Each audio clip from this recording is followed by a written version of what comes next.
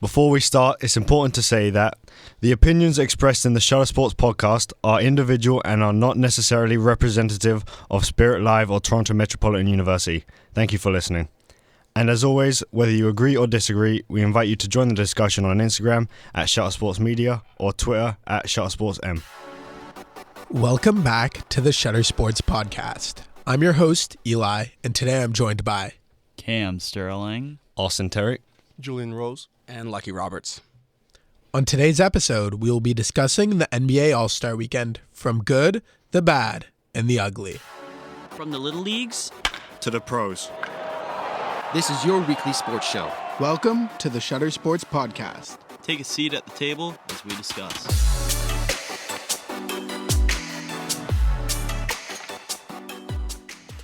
Here's how today's episode will work. We'll go around the table, give our highlights of the weekend, rant about the worst parts, and give our opinion on what needs to change. To kick things off, we're going to be talking about the best parts of the weekend. So I'll hear from you first, Cam. What did you love about this weekend? Okay, I'd say the best part of the weekend has got to be the three-point contest. With the progression of shooting in the NBA, and the scores just constantly being raised each and every year, it's become the most exciting part of the weekend. Especially this year with 4 people tying at 26, 1 at 25, and 1 at 24. It's almost the closest you can get, honestly. With 3 out of those 6 people making it, just the more three-point shots get included into the game of basketball, and as it progresses over time, it just makes the three-point contest even better the higher the scores get. I see what you're saying. The three-point contest was exciting to watch, but I just want to specifically highlight Sabrina versus Curry. Mm-hmm. I think it brought everybody into the game. It highlighted the WNBA and brought some very positive light despite her losing. Her score would have sent her to the finals of the actual three-point contest, and I hope next year they can incorporate somebody like Caitlin Clark and further develop this WNBA, NBA energy. Does anybody else have anything to say about the three-point contest? I just think like the NBA, WNBA energy in the past, it felt almost forced, right? Like where they would add players in the celebrity game and they would add players just whenever they can. And I'm all for, spreading the WNBA, and I think they really, really did a great job with this one, having just a really good product of Sabrina and Steph going right at it, and it was competition, and it showed how great the WNBA really can be, and I think so many more eyes are going to be on the WNBA because of that and because of the success of this event. Yeah, further about that little WNBA section, I think they should maybe even incorporate that into the skills competition, have a team WNBA just to further highlight their skills compared to the NBA players, especially in a format where it's not like they're facing off directly against each other, because obviously certain things will come into effect there. But I think having them in the three-point competition and maybe even seeing them next year in the skills competition could be a really good look for the WNBA. Austin, what was your favorite part about the weekend? It was actually the Steph versus Sabrina battle. It was fun to watch. It was great for both sides. It didn't settle an age-old debate, but it kind of lighted a new fire into, okay, they, like, people who were ignorant before saying, oh, they're not as good, blah, blah, blah. They went out and proved that they can go head-to-head with the best. With Steph Curry, the greatest shooter of all time, had to work for it, and it was an amazing thing, fun for both sides, and I hope that continues with different people and see if they change it up for like the reigning champion, so Steph versus someone else, and if Steph loses, have the WNBA player defend against an NBA player and so forth. To add on to Sabrina versus Curry, I mean, Sabrina, I'm pretty sure, correct me if I'm wrong, but I'm pretty sure she had more than any finalist, right, in her three-point contest against Curry, I'm pretty sure, or like tied, or she would have tied. So there was a four-way tie of 26. She also scored 26. So it would have sent her into the playoff where they had half the amount of time to decide who would go on into the next round. Yeah, so how about that, That's the best way to show the talent that there is in the WNBA. But for me personally, I would have said Sabrina versus Curry, but since Austin said it, I won't repeat what was already said. I've always been an advocate for this event during All-Star. It's the Rising Star game. People that are there actually want to play. they're always playing hard. So for me, I just want to see people playing hard at the All-Star game, and just the All-Star events, and the Rising Star game just brings that to me. I love the format. I like the way that there's a tournament and there's a certain number of time that they have to score to win, and then they move on. Players from the G League are there. People really want to play compared to the All-Star game. We could maybe talk about it later, probably in one of the worst parts. But I think that for me, it was one of the highlights, and I always say to people, you have to watch this. It's so fun. Yeah, I think it's a little funny that Scoot Henderson will get to be in the Rising Star game 3 separate times, as you get to play as a G Leaguer, a rookie. He'll probably play there in his second year, as I don't imagine he'll be an All-Star quite yet.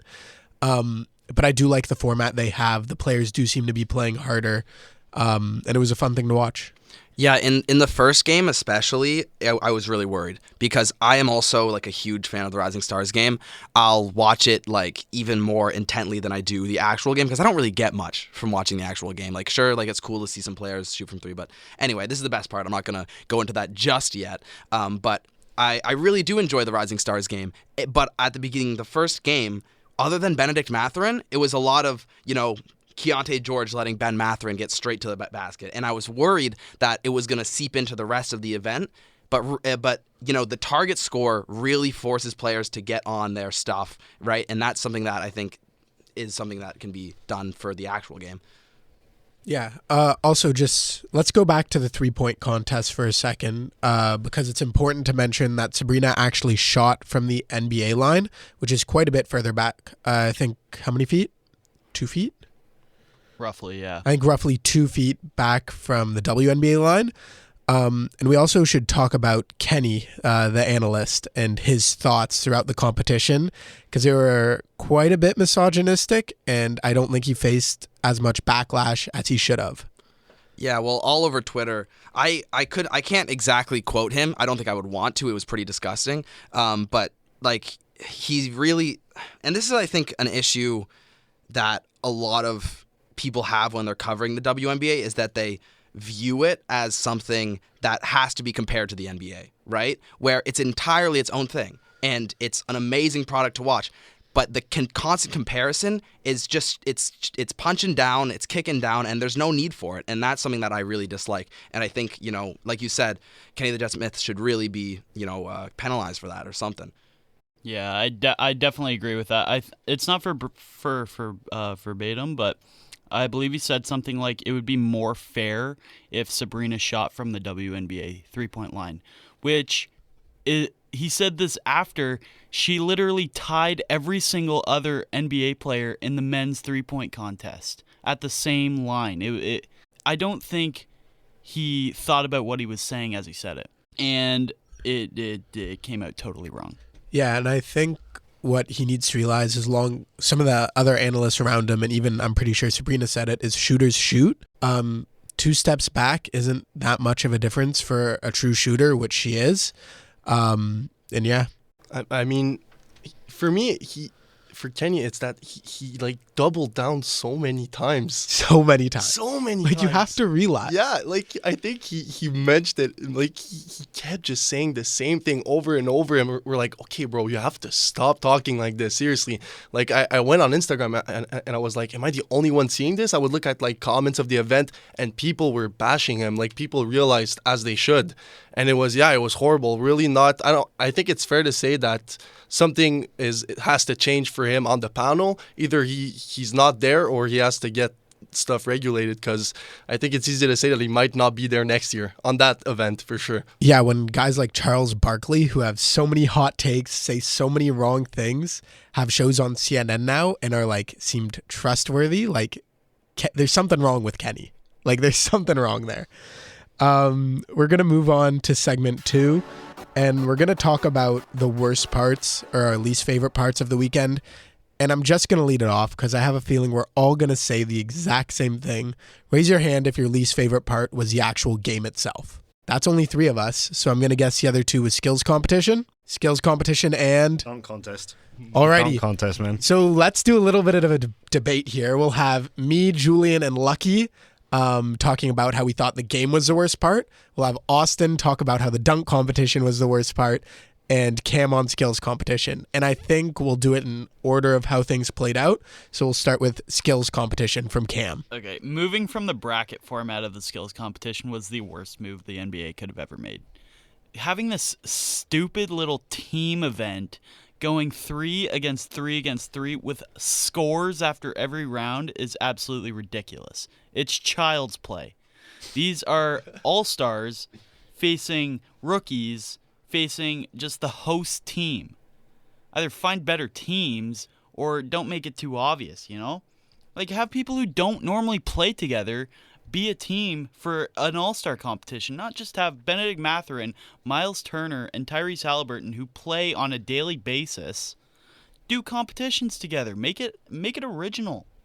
And, like, nobody even tries in this competition anymore. Like, Scotty Barnes was the highlight just because he dribbled off his foot, shot a half-court shot backwards, and made it the highlight of the entire competition. It's stupid. And Anthony Edwards shooting with Anthony his left Edwards shot with his left hand. What is going on in this competition? Yeah, It's the kickoff competition to All-Star Saturday Night, and you start off with Anthony Edwards shooting left-handed from 3. It's ridiculous. It used to be like Karl Anthony Towns taking down all the guards in the skill competition. Bam Adebayo following up, having 2 back-to-back big man wins, which was like not supposed to happen. You were not expecting that stuff to happen. But having scores after every night and having the highlight be Scotty Barnes airballing a backwards half-court shot is absolutely ridiculous. Yeah, I think right now their only incentive to do well is money. And obviously all of these guys are already generationally wealthy. Like, money doesn't affect them. I do kind of miss the single player format. I don't love the teams, but I still think there were much worse things to happen this weekend. And we'll get to that. I'll bring it over to Austin to talk about the dunk contest, and then 3 of us to talk about the game itself. And then we'll decide after that if our opinions changed.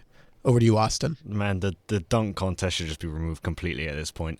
The dunks are getting so, like, uncreative. They're getting boring, and it's like Jaylen Brown puts on a glove. Like, I love Jaylen Brown.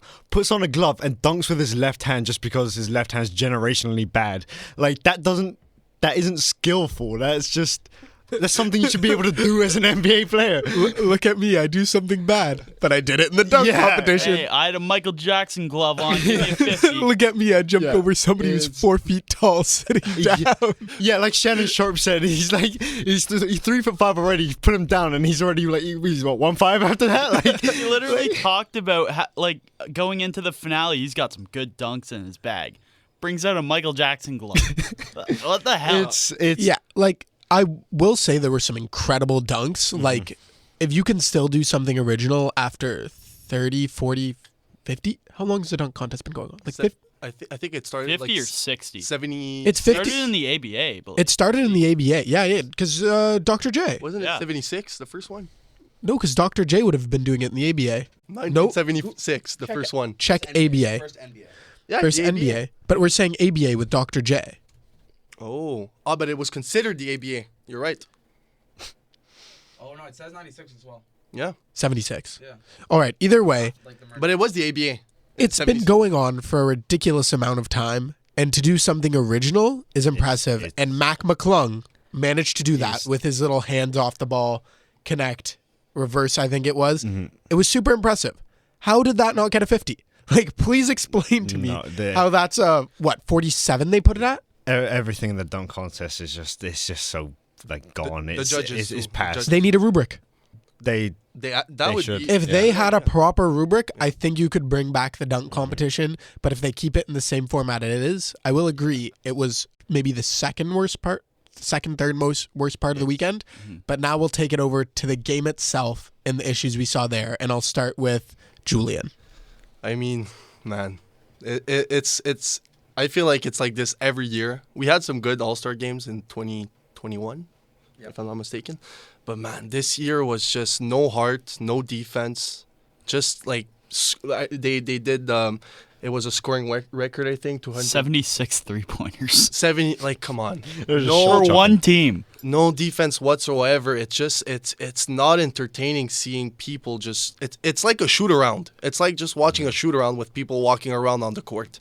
It's almost embarrassing, honestly. Like and also they took a huge step back, taking away the target score. I was like, there's no way they just Yeah, I was surprised about that. Yeah, that was one of the that made players play harder, right? And it didn't help that it was a blowout, maybe like 30-point game or like 20-point game in an All-Star yeah. game. So Yeah. obviously like I guess they won't try like because we won't win the game, but they have to change stuff up. They have to put something to win. I don't know what they have to do. Actually, I have an idea. We'll talk about it later, but on to you guys. You go ahead. Yeah, I'm in a similar boat. That was my main issue, but I think that's more of a league issue as a whole, as we see scoring get like higher and higher every single year. And I think really it's boring to me. Like I don't want to see people like obviously making something that's really hard look easy is a really good thing, but scoring shouldn't be a given, right? You can't have defense needs to actually be some sort of like a skill in the game, right? It can't be who can score the most because it is boring, and I think that's something that's shown in the All-Star game. And another thing I thought about is I wonder if like Adam Silver was sort of like, because the players, they don't want to get injured, right? And I think that's the main issue why they don't want to play. Like obviously you can give them more money. More money's not going to do anything. And obviously maybe you can give home court advantage. I don't think that would be enough of a incentive either. I think you need to like home court in the finals. Like MLB format? Yeah, I don't know. I think that's the only way to fix it. You think that would get the players to play harder? It's a player decision. They're choosing to not play hard. We look at 1993. This was Michael Jordan's era. There was 62 fouls in the All-Star game. We look at 2003. Guys like Kobe, super intense, 37 fouls in the All-Star game. 2024, there was a total of 3 fouls, and some of them were questionable fouls. If they're not playing defense, obviously the score is going to be high. They're not trying. And I think the only way to get them to try is that home court advantage in the finals like we've seen the MLB do in the past. I think that one of the reasons they're not playing hard as well is because the All-Star break, it's a break for them. They're playing, 81? How many 82. games? 82 games a season? That's a lot on them. And I think they're just taking it as a rest. You get to play basketball, get your name out there. There's no incentive to actually try in the All-Star game. They don't see it as a reason to push harder, play harder when majority of those guys in the All-Star game know they have playoffs after the second half of the season, considering they keep doing well, and they probably just don't want to play hard because their bodies just don't want to shut down on them when it matters. Like, I don't know, just out of curiosity, in the past when they were playing harder, how many injuries did we see in the All-Star weekend or the All-Star game itself? Like, I don't feel like it was a lot. You're a professional athlete. Your body's supposed to be able to play 82 games a year. Why not make it 83? Like, at peak athletic condition, these guys shouldn't be worried that much about injury. Like, obviously, I don't want to see hard fouls. It doesn't need to be like that. But there's a certain level of play that you should be able to expect from these guys. Oh, for sure. But put yourself in their shoes, right? If you are an NBA player, right?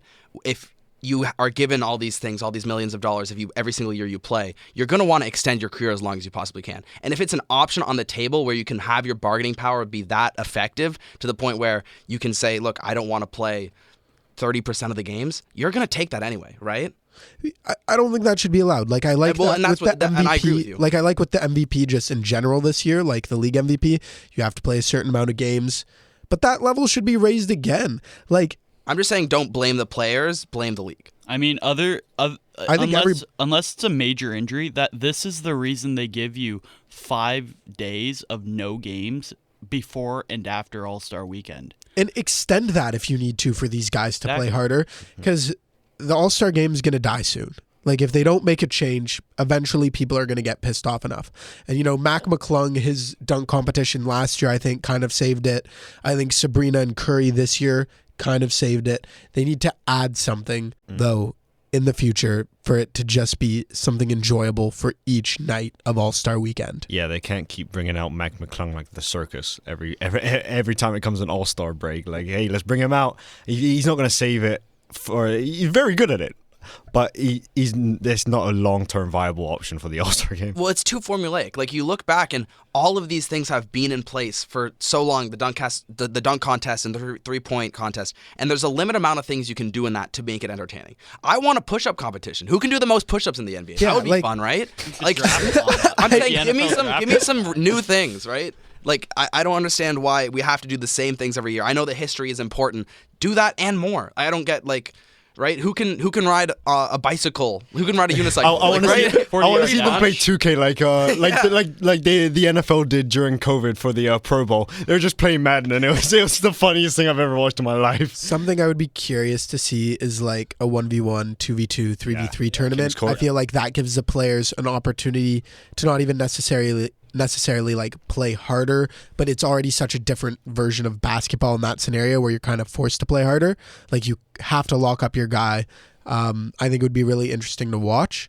I think Julien has something to add about this. Yeah, I mean, if you look at All-Star games this year in the past, when players play harder is when they're in a 1v1 situation, because it's egos, right? You don't want to get cooked by your teammate. Mm-hmm. You don't want to get Exactly. cooked by another All-Star. You have to lock up. You don't want to get scored on. So if you do a 1-on-1 tournament, 2-on-2, 3-on-3, there's more space for them to do one-on-one scenarios, which will, in my opinion, create more defense and create more offense, because offensive players are going to try harder if there's better defense, right? So for me, they have to change something in the All-Star game, whether they take it out and they change it in a 3-on-3 tournament, or another format that they can think of, or just another event. You take out the skills contest. I think we should take it out at some point, because it's kind of redundant in my opinion. But you take it out, 3-on-3 contest. I think that would honestly be a breath of fresh air for All-Star Weekend. Yeah, the thing with 1v1s are, like,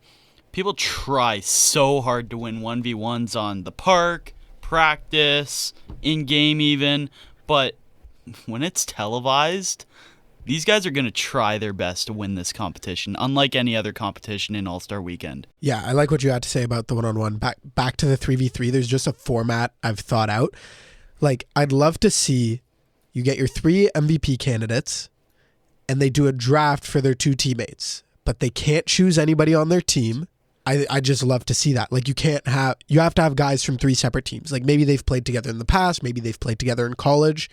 But I don't want to see guys exactly with chemistry of having a whole season, like we brought up about the skills competition. So we kind of talked about everybody's least favorite part of the weekend. We all made a point to why we thought it was. I'm going to have you each, I guess, yay or nay. What was the worst part of the weekend? Was the skills competition the worst part of the weekend? Yay! Nay. Nay. Nay. Wow. Was the dunk competition the worst part of the weekend? Nay. Yeah. Nay. Nay as well. Nay. So I think we've all stayed in the same positions. And that's 3 people who think the actual game was the worst part, so that technically wins. Sorry to Austin and Cam. But let's hear from the viewers. I'd like to hear from the viewers and listeners on social media what they think. So make sure to go to Shutter Sports Media on Instagram and Shutter Sports M on Twitter to further this discussion, because I'm just curious to see what other people's thoughts were.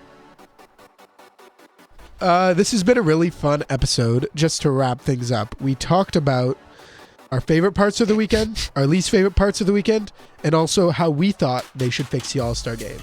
Thank you for joining us on the Shutter Sports Podcast. Be sure to follow and subscribe wherever you find your podcasts, and don't be shy to join the discussion on platform at Shutter Sports Media. Until next time, I'm your host, Eli, joined by Cam Stirling. Austin Terry. Julien Rose. And Lucky Roberts. and this has been the Shutter Sports Podcast. Woo!